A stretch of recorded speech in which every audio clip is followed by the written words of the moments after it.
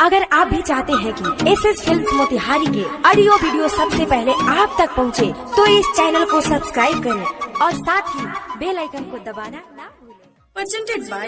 SS Films Motihari. Music by Saurabh Aishwarya. बोलो बोलो बाबा बैजनाथ की।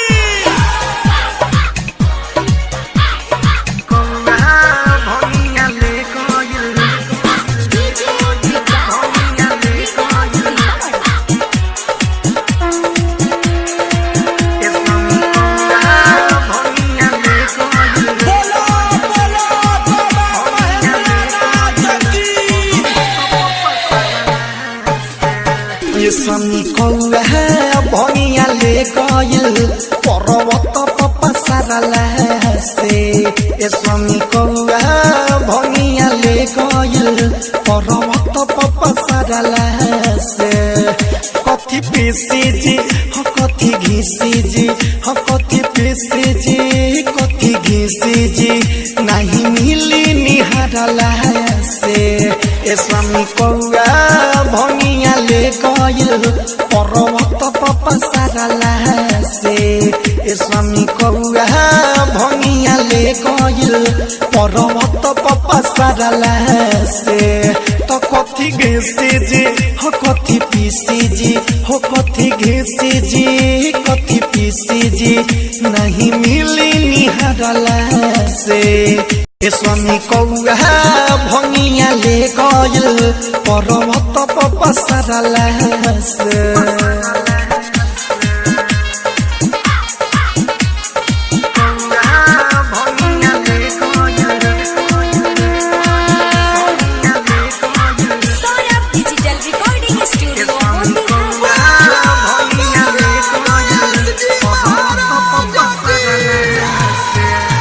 देवघर जाई न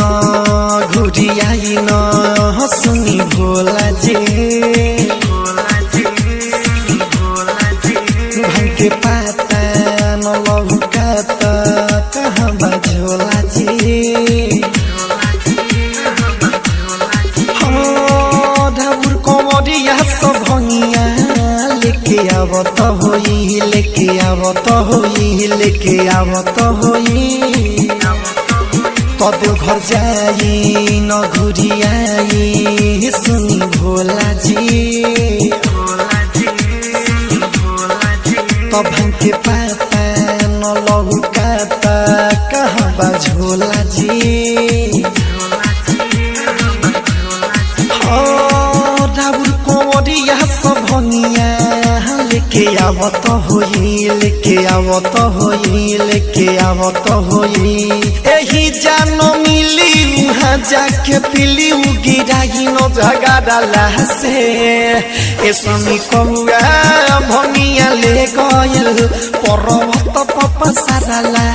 से स्वामी कौआ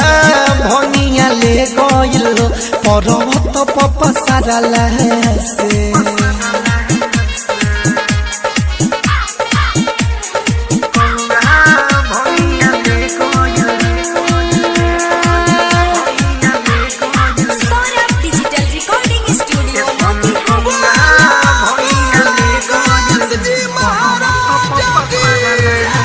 नशा छोरी मुँह मोरी न खिसियाई जी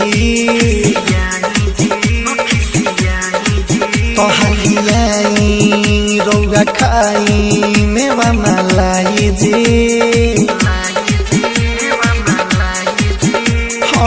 संजय सारा बीबा भेजले असो सावन में असो सावन में असो सावन में नशा छोरी मुँह मोरी न खिसियाई जी हलियाई रौआ खाई मेवा मलाई जी संजय सारा बीबा भेजले असो सावन में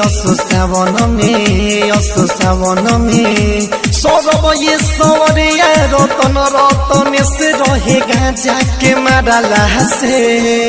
ए स्वामी कौआ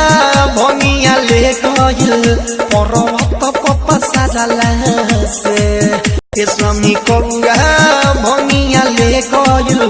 पर्वत पपसारला से तो कथी घेसे जे हो कथी पीसी जी हो कथी घेसे जी कथी पीसी जी नहीं मिली निहारला से ए स्वामी कौआ भंगिया ले गइल पर्वत पपसारला से।